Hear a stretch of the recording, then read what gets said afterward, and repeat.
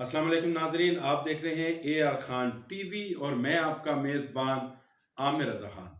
और मैं आपकी को होस्ट आमना खान।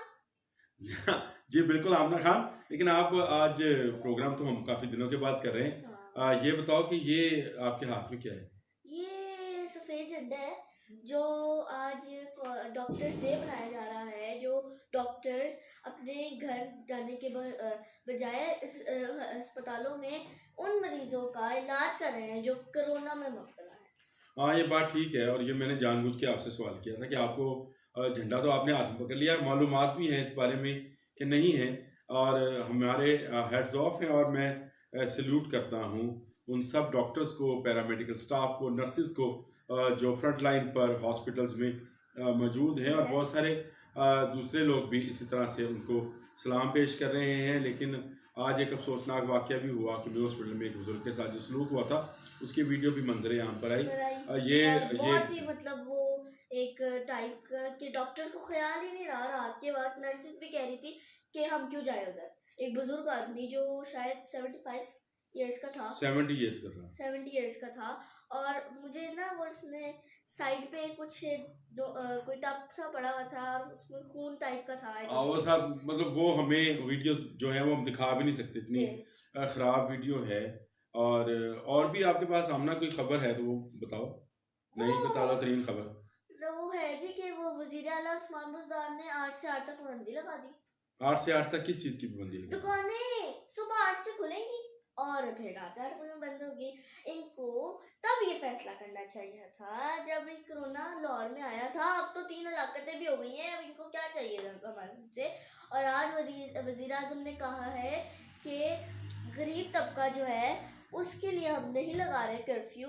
जो चारों सूबों ने लॉकडाउन किया हुआ है वो उधर से गरीब तबका तो नहीं निकल रहा। तो अगर आप कर्फ्यू लगा दें गरीब तबका एहतजाज करना शुरू हो जाएगा कि हमें हमें रोजगार नहीं मिल रहा, वो नहीं मिल रहा, जो भी रोजगार नहीं मिल रहा किसी से। हमने ये आप बात बिल्कुल ठीक कह रहे हो और मैं ये समझता हूँ कि जिस तरह से वो कहता है ना कि बबलू तेरा साबन स्लो है क्या, क्या मैं समझता हूँ कि हमारा वज़ीर आला स्लो है स्लो है और बिल्कुल बबलू है। हाँ। जिसको कुछ शायद इतना इल्म भी नहीं है, उनको पता नहीं है कि मैनेजरियल जो स्किल्स हैं वो क्या होती हैं, किस तरह से मैनेज किया जाता है। मुझे अफसोस के साथ कहना पड़ता है कि हमें पंजाब हमेशा बड़े भाई का किरदार अदा करता रहा करता है। है। डेंगू था तो हमने बलूचिस्तान, सिंध, खैबर पख्तूनख्वा उनको मेडिकल टीम्स भिजवाई, उनको सामान दिया, इवन अफ़गानिस्तान तक हम सामान भेजते थे। लेकिन वो शहबाज शरीफ का दौर था। ये दौर है उस्मान बुज़दार का कि जिस दौर में सिंध हमें इमदाद के तौर पे दौलत पे 1 दे लाख रहा है, मास्क दे रहा है। दे रहा है और कोई तिब्बी सामान दे रहा है। लेकिन हमने सुना है जी कि यस्टरडे यानी कल शहबाज शरीफ को तिब्बी चीजें या कोरोना की किट्स मंगवाई है उन्होंने। शहबाज शरीफ ने मंगवाई होंगी, लेकिन वो एक सियासी मैं समझता हूँ स्टंट है। हाँ, असल काम तो ये है कि इस वक्त अपोजिशन हो या हुकूमत हो तो या अवाम हो या साथ फौज हो। हो या पुलिस हो, डॉक्टर्स हैं, बाकी जो सहाफ़ी हैं, सब मिलकर एकजान होकर इस हाँ कोरोना का जो है मुकाबला करें। इसमें वज़ीर आज़म साहब भी कुछ स्लो हैं फैसला साजी में। हाँ, फैसला साजी में बहुत स्लो है। मतलब वो कुछ नहीं कर पाते। मुझे तो लगता है वो कोरोना के बारे में ला इल्म है, क्योंकि आज उन्होंने कहा कि मुझे कल पता चला है कि 9 जहाँ बाक हो गए, 21 सेहतयाब हो गए, कितने केसेस हैं।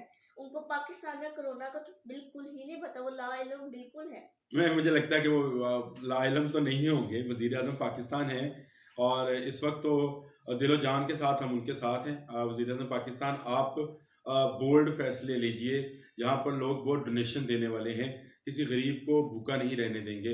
मैं ये समझता हूँ पाकिस्तानी कौम में ऐसी कैपेसिटी है कि कोई ये नहीं चाहेगा कि उसके मोहल्ले का दूसरा शख्स या फ़र्द जो है वो भूखा सोए। हाँ, वो सही कह रहे हैं आप। लेकिन इनको पता नहीं वजीर आजम को हमारे को क्या है कि वो कोई अच्छा सा फैसला नहीं बता रहे।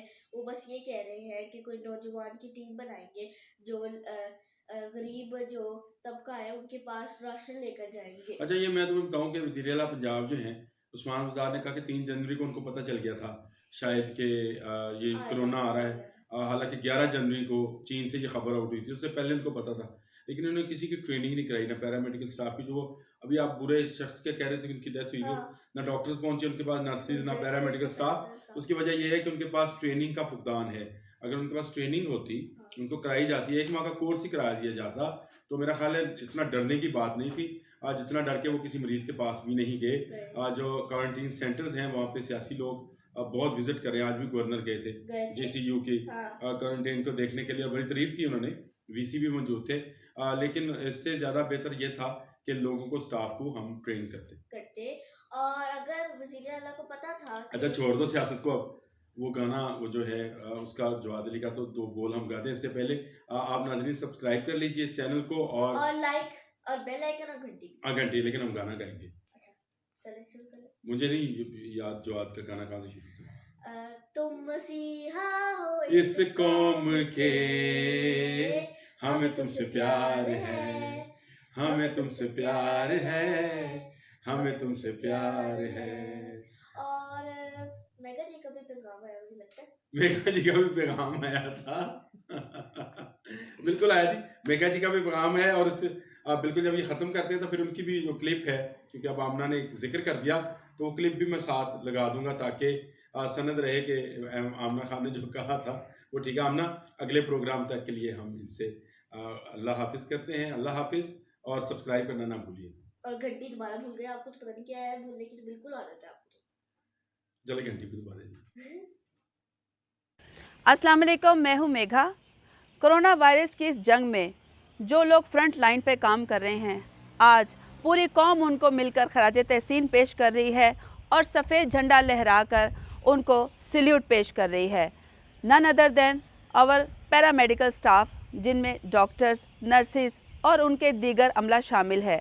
बहुत सारे लोगों ने इसमें अपनी जानों का नजराना भी पेश किया है और दिन रात अपनी कौम की खिदमत में मशगूल हैं।